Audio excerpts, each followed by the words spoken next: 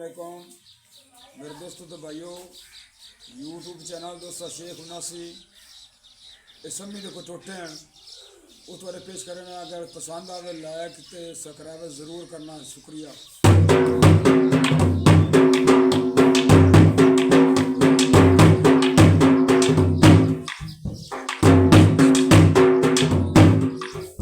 कोई सामने माए कोवे कदर उंदा कर लविए जेड़ा कदर विलाए कोवे कदर उंदा कर लविए।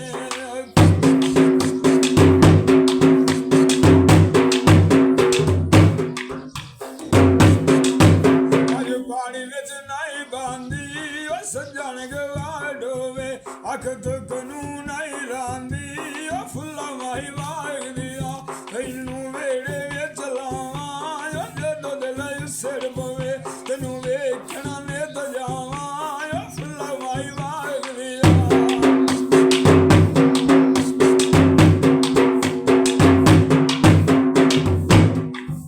कोई कपड़ा झाड़ पौंदा वेख गरीबी नू ढोला जान के लाड़ पौंदा वेख गरीबी नू।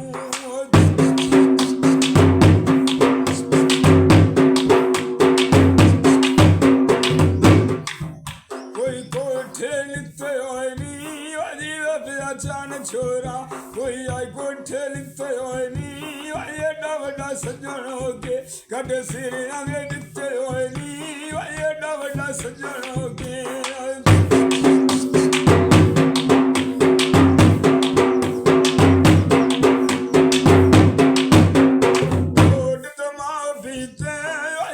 पिछे अंदर हो गई राजा जुल्लम यूं ना कीते जिन्ना पिछे अंदर हो गई।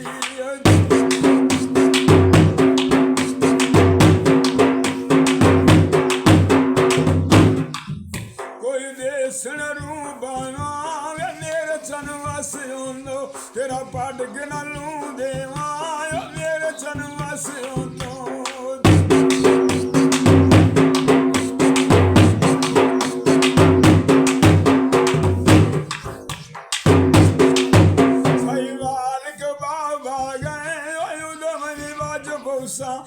पुछण जे ना